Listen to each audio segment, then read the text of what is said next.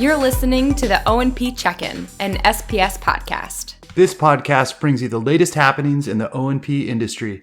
We're unpacking trends and news from this tight-knit orthotics and prosthetics community. Thank you for joining us. My name is Jacki Green. I'm a marketing specialist at SPS. And I'm Brendan Erickson, regional sales manager here at SPS. Welcome back to our listeners. If you're new to the O&P Check-in, here is what you can expect. In each episode, we provide a quick SPS update and discuss hot topics in O&P with leading professionals in the industry. Before we get started, let's hear a word from our sponsor. Did you know that SPS offers clinical support and education to all SPS customers? Clinical Education Manager Sam Brulette and Senior Clinical Education Specialist Liz Hillen are here to help you with remote or on-site support and education days. To learn more, visit the resource tab on spsco.com and click on Clinical Services. So I am very excited to welcome Scott Riddle and Alisha Simons to the podcast. Scott is the Vice President of Prosthetics and Orthotics plus Bionics, and Alisha is a certified prosthetist orthotist at Mary Free Bed Rehabilitation Hospital. So we are excited to talk to both of them today about Mary Free Bed's history and pediatric care. So welcome, guys. Thanks for joining us. Pleasure to be here. Thanks for having us. Pleasure to be here. So for listeners out there who haven't met you guys, could you both give us a little bit of your background and how you guys became involved in O&P? Sure. So thanks for the introduction. Again, this is Scott Riddle. I am a prosthetist orthotist as well. And my title at Mary Free Bed is Vice President of Orthotics, Prosthetics, and Bionics. And I knew what I liked, and about halfway through college, it was very clear to me what I enjoyed doing. It was engineering, design, had an interest in medicine, had an interest in working with my hands, had an interest in small business. And after significant exploration, landed on two fields. One was dentistry and the other was orthotics, prosthetics. And after significant self-reflection, I realized I didn't want to look in mouths my entire life. Nothing against the field of dentistry, but ultimately found that I found a fascination in working with the entire body, cranial to foot, and it incorporated all those check boxes I was looking to check originally with engineering and with patient care and with small business and with tinkering with your hands. And it just encapsulates all of that. And it's been a real joy to be in the field since, and you never know what you're going to fully wake up to each day in this field. And I think it keeps it exciting, and it's been exciting since my entrance into it. Yep. And I'm Alisha Simons, and I'm a certified prosthetist orthotist. I've discovered orthotics and prosthetics actually in art class my junior year in high school. I wanted to find a career in the arts and also in the medical field, and is either medical illustration or prosthetics for me. I decided prosthetics was much more the avenue I wanted to take because I would not be sitting at a desk all day long, which doesn't suit my personality. So fortunately, I went to tech school to become a technician. Once I was in tech school to become a prosthetic technician, I decided I wanted to care for patients more. So I just continued my education to become a clinician. That's pretty awesome. Both of you guys have a great history, and your company also has a great history. Mary Free Bed, being a rehab hospital, has a unique story that I've heard a couple times. And I was wondering if you could share the origin of the hospital with our listeners.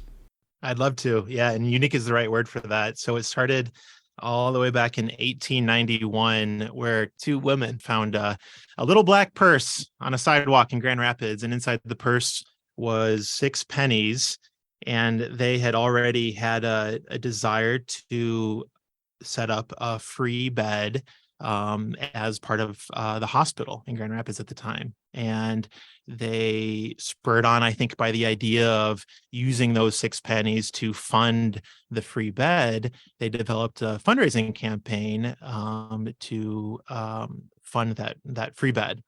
At the time, Mary was the most common name, and their campaign was around the name of Mary. It essentially asked anybody with the name of Mary or anybody who knew a Mary to contribute 10 cents that would ultimately go towards providing a free bed to whatever patient in the community needed that spot.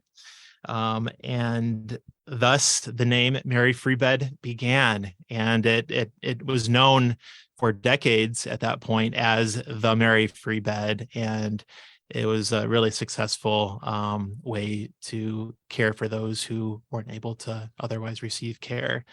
That eventually morphed into the two women owning that campaign turned into 10, which turned into 50, which then turned into 120, and it became the Mary Free Bed Guild. The Guild is still in action today, and it is a group of 120 women that to today own Mary Free Bed. And the Guild back in 1920 started funding a orthopedic clinic. And over the first summer of this orthopedic clinic, 7 CAFOs were delivered, and Mary Free Bed, our own service line, Alisha's and mine, got started. Orthotics, Prosthetics, Bionics, and we've been building on the momentum since. We make it a point to celebrate our birthday each year. This past year it was 102, and we have 8 locations across Michigan, and we had cake at each location, and we blew out candles to sing happy birthday and to make sure that we're celebrating that, because it's an incredible history. And what began as a free bed turned into a clinic, and ultimately turned into, at least only on our main campus now, is a full rehabilitation campus that's cutting edge and that has the best outcomes in the nation. We've continued to be building on this, and we're doing that as a service line as well at Mary Free Bed. We, as a service line, Orthotics and Prosthetics, Bionics, have 8 locations now. We have about 130 people on the team, and we are spread across Michigan and continuing to grow. That's pretty awesome. And it's all non-for-profit, correct? And it's all nonprofit. Yeah. I mean, there are a couple things that make us really unique, and being nonprofit in this field is one of them. And being a nonprofit, and it's important to reiterate what that means. What that means to us is we don't call it profit, we call it margin. And we reinvest all of our margin back to our community, to our patients, and to our employees. And we're really proud of that fact. And as a nonprofit, I think we're also unique in that we're still growth oriented. Our goal is to serve more patients, and that's what gets us out of bed in the morning. And through the way we provide care, we partner with other like-minded nonprofits to provide this comprehensive care, this programmatic based care, which I'd love to touch on in a bit when we talk clinical. Very cool. Quick question. Do you guys know how much 6 pennies is worth today? Oh, good question. I just Googled it while we were doing this. I was like, I have no idea. If my math is right, do either of you guys have a guess? 6 pennies. Like the fit from, yeah, no clue. Oh, I don't know. I would, off the cuff, $8. It's actually $35.47. So they found $35 on the street corner and turned it into 130 people, and that's just in the O&P side, right? Yeah. Very cool story. That's an interesting $35. perspective. So you guys at Mary Free Bed, you guys have plans to build the first children's rehabilitation hospital in Michigan. Is that correct? That is correct. All right, and this will be one of 9 freestanding children rehab hospitals in the U.S. So what brought this all about? This is super exciting. The first in Michigan and one of 9. Oh, I think it's going to mean so much to patients across Michigan and the Midwest. And quite frankly, we already pull in patients worldwide. We see patients from Brazil, from the Middle East, and it's only going to increase that. Mary Free Bed has a real legacy, a long history of providing highly specialized quaternary level care, and specific to inpatient pediatric rehab. And we have a partner in the community with Helen DeVos Children's Hospital, who also has a very long history of providing really highly specialized quaternary level acute care. And both of these two systems are maxed out on capacity, quite frankly. We, since 2017, have grown 73%. We as a health system have grown 73% in our pediatric care.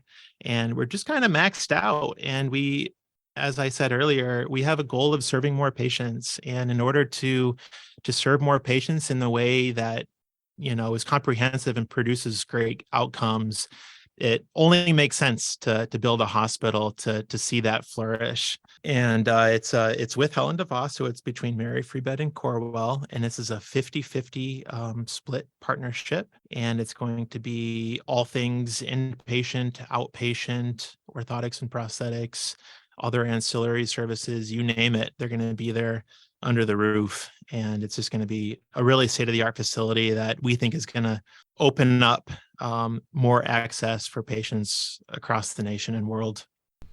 It's truly incredible. So when is this planned to fully open up, or have you guys broken ground yet or anything? We have not broken ground. It's still in the fundraising stage.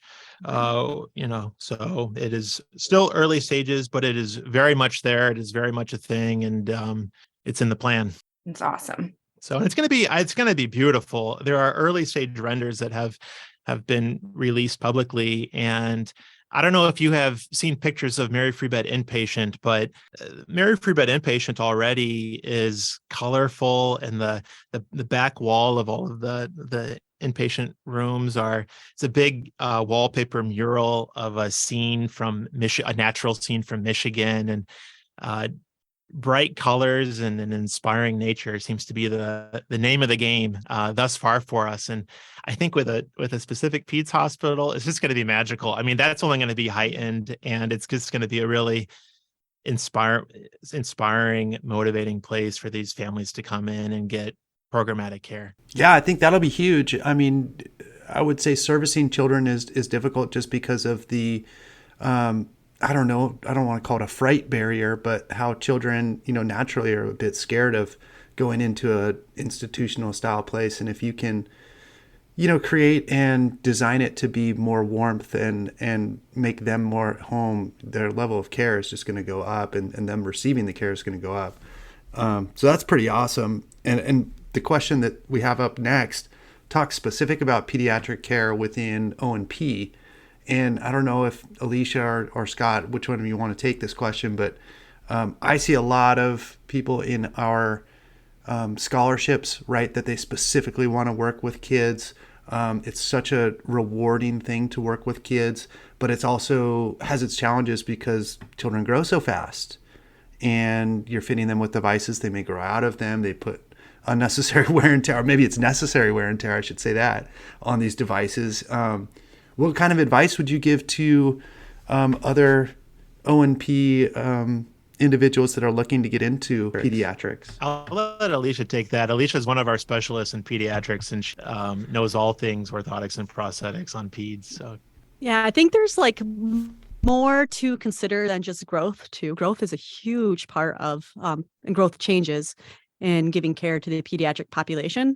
But the other side of that is social and how they perceive themselves, and also working with the families and knowing that you're going to work with a very diverse group of people that all have their own unique challenges, whether it's family or social or maybe their community or home.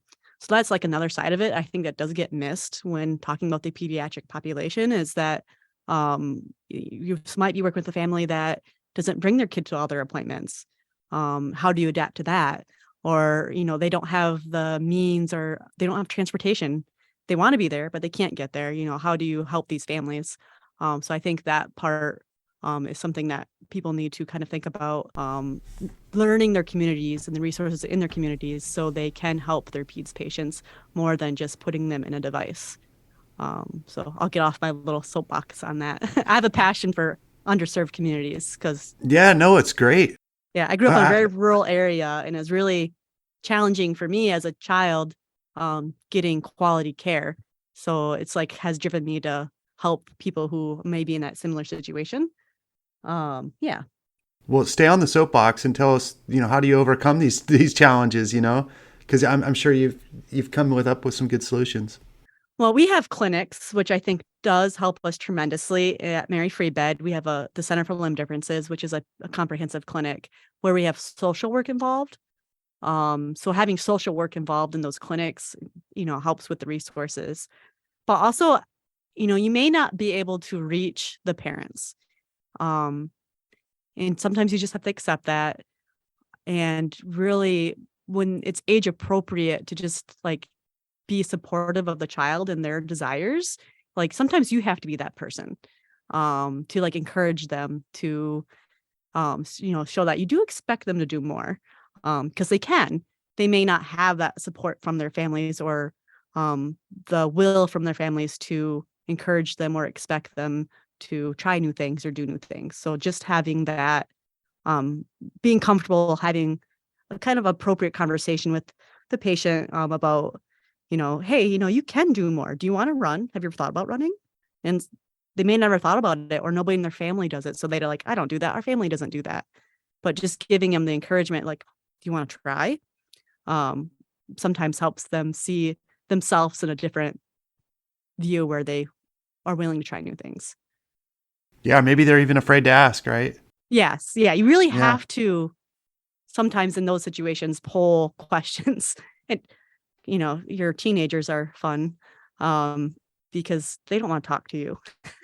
So it's just like learning how to relate to them and trying to find their interests, and just keep pushing and asking questions, because 5 years from now, they'll remember that you were there and that you talked to them and that you were trying to be helpful, and they will talk to you eventually. They just have to mature a little bit.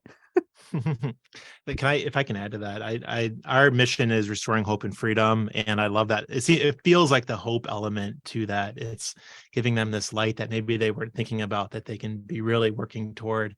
And I think to expand on, Leisha brought up the CLD, Center for Limb Difference, and we were first in the world to have a pediatric focused, a limb difference focused clinic for these kiddos. And as part of the clinic, we have OT, PT, physiatry, prosthetics, of course, Social work. We can call dietitian in if we need.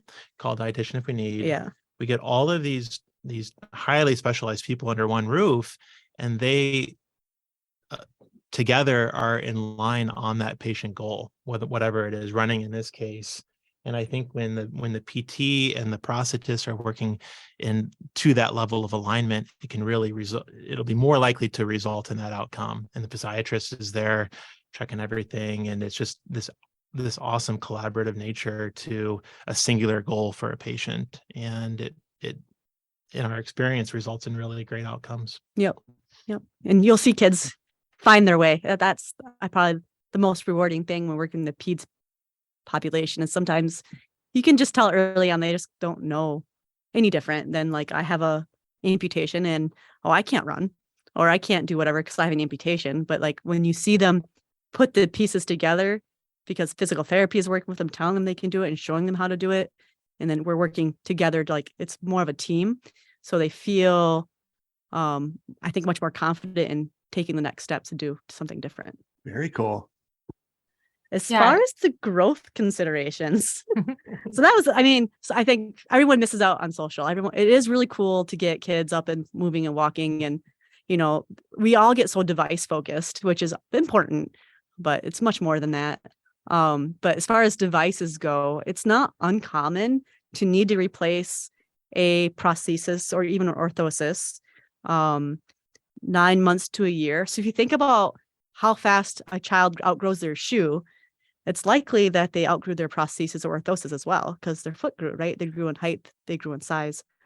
So just knowing that, like, kids grow, but they also grow differently. So there's stages of growth where they're gaining weight, and there's stages of growth where they're kind of not really gaining weight, but they're growing leaner and taller.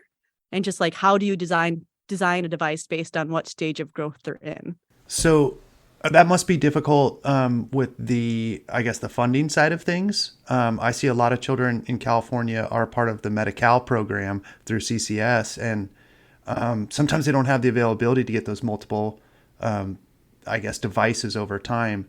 Is that something that through your nonprofit you're able to provide? There's only been a few instances I can think of where we've had an issue getting a device not approved for in a year's time. There is a stipulation on insurances that they say one device every 5 years, but in my experience, if you have like the medical justification for the device, we have not ran into that issue. But I also, and once again, we're in a team setting, so I did have a case recently where the insurance company wanted denied for a bilateral amputee. And we just pushed really hard on our side. My PSR, who takes care of the admin side of things, she like kept pushing and pushing until eventually where they gave us a peer review with the doctor. And then the doctor did a peer review and then they approved his prostheses. So I think sometimes for us in our insurance environment, if we have the right players, such as like a doctor that's willing to do those peer reviews, we still typically can get the coverage. Yeah, our proximity to physicians, I think, really helps with that. We also do a lot of charity care on top of that, and we do have a patient assistance fund. So there are channels and avenues for patients to ultimately receive what they need. But I think you're right. I mean, there has been coverage where there is needed to be coverage. Yeah. That's great to hear. Sometimes it takes us pushing more. I think it's so easy for somebody to like, oh, they denied it. We're just, all right, sorry, not getting paid for. Whereas we're like, well, look, we're going to submit an appeal. Like, there's no reason they should have denied this. We're going to push it. The patient needs it. Yeah. So like our admin team, I think, is fantastic in that regard. Mm-hmm. So, yeah. Yeah. The goal with the new hospital is to, really increase the number of specialty programs we can have. And when we have pediatric physiatrists that are specialized down to CP or down to limb difference or down to autism care, you name it, they're hyper specialized. And then we build clinics around those diagnoses. I think it really helps on the reimbursement front, but I think probably more importantly on the outcomes front. Yeah. And it's just it's a huge advantage for the patient. Yep. Especially when there's difficult, unique situations. Mm-hmm. Like I've had the opportunity to look at some x-rays of a patient, like right there with the doctor. That like, and I'm like, oh, that's why that's happening, or that's why they're having this issue with their prosthesis. Like you wouldn't have seen that unless you saw it in the x-ray sometimes. So just having that ability is huge to help our patients do better. Makes a lot of sense. So I guess this kind of ties into it then. So how has recent technological advances, how has that made it maybe easier to cater to the pediatric population, in addition to having access to the right people in the room? There's been a few different advancements in like fee options in particular, as far as what's available to patients. There are a lot of like your higher end feet that have carbon fiber that's more designed for like energy return and running activities, or like even like playing on the playground. Those have become more widely available for smaller kids. So like in the past, I couldn't get a carbon fiber foot for somebody who's like a 16 centimeter foot, which would probably be like your 5 to 6 year old. So now those feet are more widely available for those patients. So that helps them dramatically like keep up with their peers at a younger age. Cool. Well, you guys, it's been really wonderful talking to you today. And you guys seem like you're really you're pioneering new childcare and then also care across all ages. Is there anything more that you guys want to share about Mary Free Bed's mission, about your guys' own individual experiences within the industry? You've got our listeners tuned in. They're waiting to hear from you. What else do you want to say to them? Well, I guess we're talking peds. I would, if you want to test the durability of a device, put it on a child, because they'll break it and then you'll know how strong it is. If they don't break it, then you know you're in a really good place, because our running joke is a kid breaks everything. So that is a good way to see how a device will stand up, even for like an adult population. Like, yeah, my kid broke that in 2 weeks. That's not going to hold up on you. Durability, it seems to be the biggest issue long term, I think. They're trying to make things really delicate and light for peds sometimes, where sometimes I'm like, why are they making a smaller screw for my peds patient when they break everything? They put the bigger screws on the adult patients. But it's really my peds patient that needs that bigger screw, because they're the one that's going to break it. So just like little stuff like that I think needs improved upon. Yeah, so I think to add, I'd love to just touch on a story of a peds patient from Free Bed, young kiddo, I think around the age of 6, and became a quadrilateral amputee following really severe COVID. And he was admitted into Mary Free Bed, and we have an amputee care liaison, a couple across the state, who really serves as a hand holder for the patient from amputation through to post-prosthesis care. And in this case, our amputee liaison connected immediately with this patient and connected the patient to another patient of ours who also is a quadrilateral amputee. And she'd been a patient of ours for a number of years, long time patient of ours, really had a heart for Mary Free Bed, understood what we were trying to do here at Free Bed. And these two just really connected, and they had and are continuing to build this really beautiful relationship based on the shared experience. And while that relationship was budding, this peds patient was going through our comprehensive care program. He was we have a pool in Grand Rapids, and he was in pool therapy, and he's a video gamer, and he was, working with the OT on all things specific to video gaming. And there were handoffs occurring between social work and PT and prosthetics. And we really achieved this really great outcome through close collaboration with the family, with this patient, with the other patient, with all people involved. And it was just a really beautiful thing. And I actually heard just recently the older patient of ours, who was also a quadrilateral amputee, she took the sibling out more recently to have her fingernails painted with the sister of our patient, and the two of them had their fingernails painted together so that the sister would be able to better relate to her sibling. And I just think that's a really beautiful story, and I think it encapsulates so much of who we are. It's the restoration of hope and freedom, and it's the connecting of people going through similar experiences. And it's the bringing in line highly specialized, highly competent professionals who know what they're doing and who can carry something along to a great outcome. So I just think, I think the world of our profession, as an aside, I think it's so cool what we do. It's tangible, it's visual, we're all over the place every day. Like I said earlier, you never know what you're going to wake up to. And I think that keeps it exciting. And I think the more everybody in our profession thinks from a patient-minded perspective, I think the better the profession is going to be. And I think, as maybe my own charge would be to think that way, to think about being mission-minded and mission-oriented, and the numbers follow, the finances follow, but more importantly, the patient outcomes are just really incredible when all that synergy happens.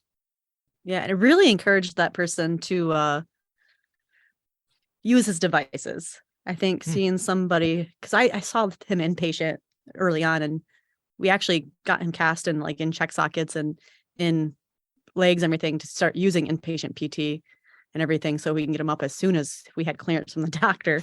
But he was very reluctant early on, even for upper limb. And upper limb is just very niche-y on its own, just because it's more visually affected by a lot of people. It's the first thing people see is that you don't have arms.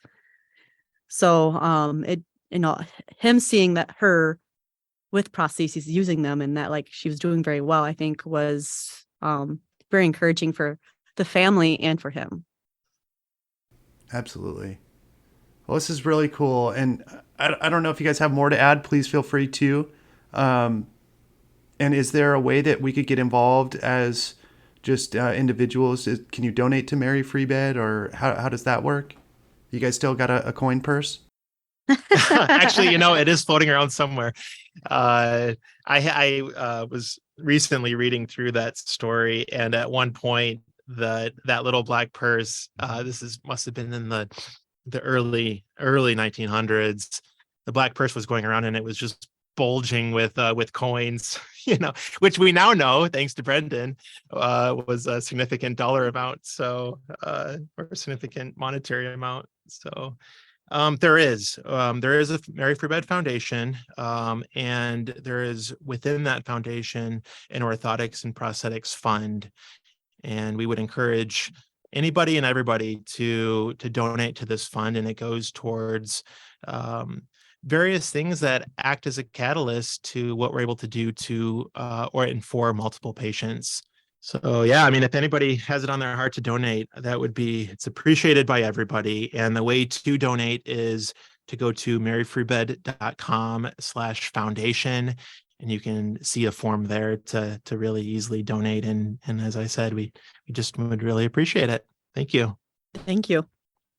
Yeah, thank you so much for joining us today. It was great talking to you guys and learning more about Mary Freebed.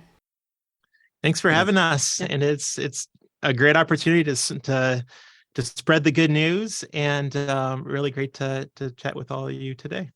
All right. If you would like to learn more about Mary Freebed, visit maryfreebed.com or follow the link in our show notes. Well, there you have it. Thank you for listening to the O&P Check-in, an SPS podcast. If you like what you hear, hit the subscribe button on Spotify, Apple Podcasts, Stitcher, or wherever you listen to podcasts. Please rate and review the show to help fellow O&P professionals find us. We'd also like to hear from you directly. What topics do you want us to cover? Do you have any burning questions? Email us with your thoughts and feedback at spspodcast@spsco.com. See you next time. Bye. Bye.